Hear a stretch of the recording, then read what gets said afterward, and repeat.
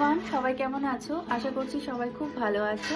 সকলকে জানাই নতুন বছরের অনেক অনেক শুভেচ্ছা। নতুন বছর সবার খুব ভালো কাটুক। আজকে আমি তোমাদের সাথে ছোট্ট একটা ব্লগ ভিডিও শেয়ার করব। কোথায় যাচ্ছি, কি করছি, এটা জানতে হলে পুরো ভিডিওটা শেষ অবধি দেখো।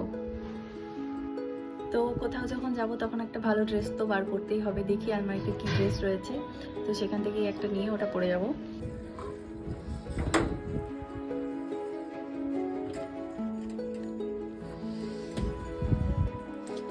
ভাবছি কোন জামাটা পরে যাই। আমার এইটুকু মাত্র ড্রেসের কালেকশন। যাই হোক, এখানের মধ্যে কয়েকটা নতুনও রয়েছে।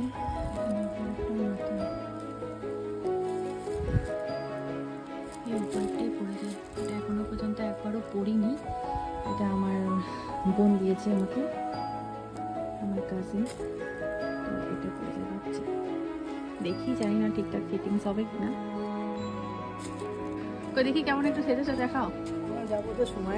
চলো চলো চলো চলো। তো এখানে আমিও রেডি হয়ে গেছি একদম। এটা একটা সাজ শীতের দিনে যেমন হয় অ্যাকচুয়ালি, সেরকমই আমরা বেরিয়ে পড়েছি।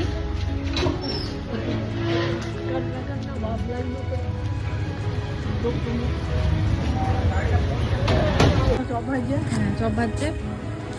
আসি তাহলে আমরা। ওকে, আমরা এখানে কাকিমাকে বাই করে বেরিয়ে পড়লাম। দিনটা ভীষণ সুন্দর, রোদ ঝলমলে একটি দিন ছিল, আর তার সাথে ঠান্ডাও ছিল প্রচন্ড। মেন রোডে গিয়ে আমরা একটা টোটো পেয়ে যাই এবং আমি আর মা বেরিয়ে পড়ি।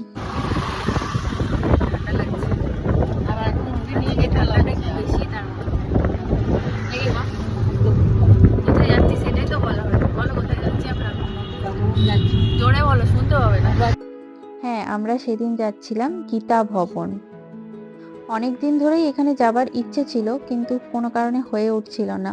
বাট এরকম একটা যখন সুযোগ পেলাম, তাও আবার বছরের প্রথম দিন, তো আমি আর মা কোনো কিছু না ভেবেই বেরিয়ে পড়লাম।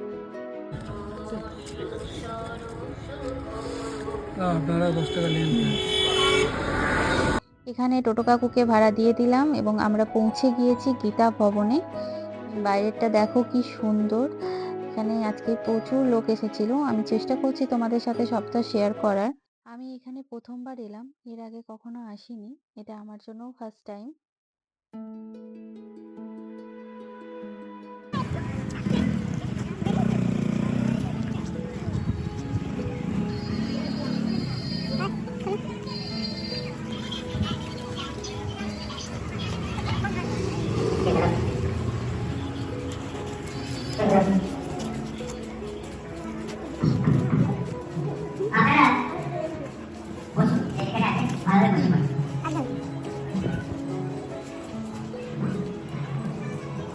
আমাদের প্রস্তুতি চলছে ভোর 3:34 থেকে, কিন্তু আমরা একটু বিলম্ব করেছে। যে টাইম দিচ্ছিলাম আপনারা অনেক বিলম্ব দিচ্ছে।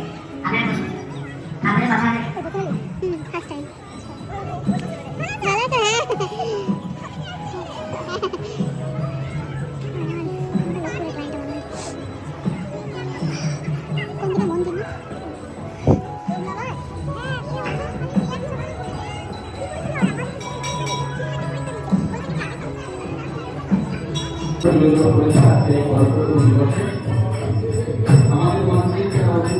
মতবিরোধ নয়, সমন্বয় ও শান্তি।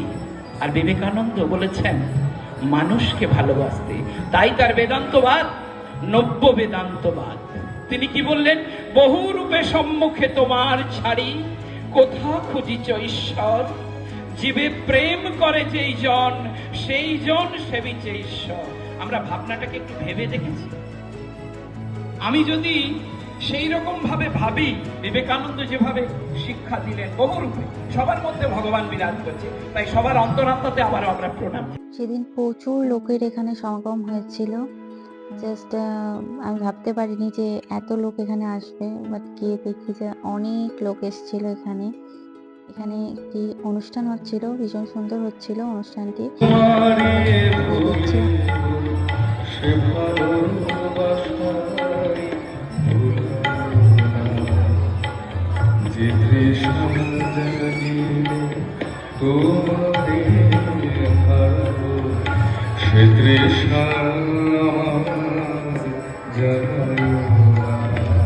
তারপর এখানে সকলকে মিষ্টি মুখ করানো হলো। এখানে জিলিপি প্রসাদ দেওয়া হচ্ছিল, যেটা ঠাকুর শ্রী শ্রী রামকৃষ্ণ দেবের খুবই পছন্দের একটি খাবার। কেমন লাগছে এখানে এসে? পারলে ওপরে উঠতে হবে, নিচ থেকে দিলে হবে না, অসুবিধা হয়ে যাবে। একটা ভর্তি কেমন করে লাগছে ওপরে এখানে নিয়ে আয়। এসে? ভালো লাগছে? ঠিক আছে, ভালো লেগেছে। সব ইউটিউবে দেখা হবে, সব ইউটিউবে দেখা হবে, ঠিক আছে? আস্তে আস্তে আমার তারপর এখানে আমি আর মাও পেয়ে গেছি একটি করে জিলিপি, সবাইকে দেওয়া হয়েছে, কেউ বাদ যায়নি এই প্রসাদ থেকে। এবার হচ্ছে মেন প্রসাদ, মানে ভোগ খাওয়ার পালা।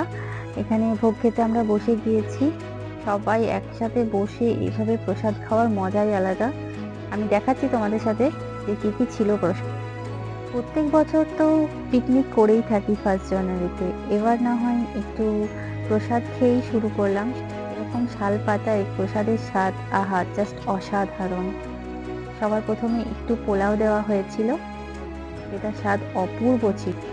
তারপর এখানে দেওয়া হলো গরম গরম খিচুড়ি, আর তার সাথে দেওয়া হলো বাঁধাকপির তরকারি।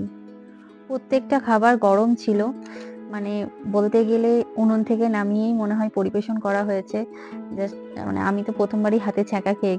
এরপর দেওয়া হলো টক, তারপর চলে এলো পায়েস। মায়ের পাতা প্রায় পরিষ্কারই, আমি এখনো সবটা খেয়ে উঠতে পারিনি। তারপর দেওয়া হলো পাঁপড়। আহা, কি অপূর্ব যে এই প্রসাদের স্বাদ, বলে বোঝাতে পারবো না। আশা করছি আমার পাতা দেখে তোমরা বুঝতেই পারছো। এখনো আমি ভয়েস ওভার দিচ্ছি, আমার জাস্ট জিভে জল আসছে। তোমাদের কার কার আমার মতো এরকম ভোগের খিচুড়ি পছন্দ একটু কমেন্টে জানিও। যাই হোক, এরপর বাড়ি ফেরার পালা। বাড়ি ফেরার পথ ধরেছি।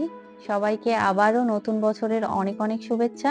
সবাই খুব ভালো থেকো, সুস্থ থেকো, টাটা।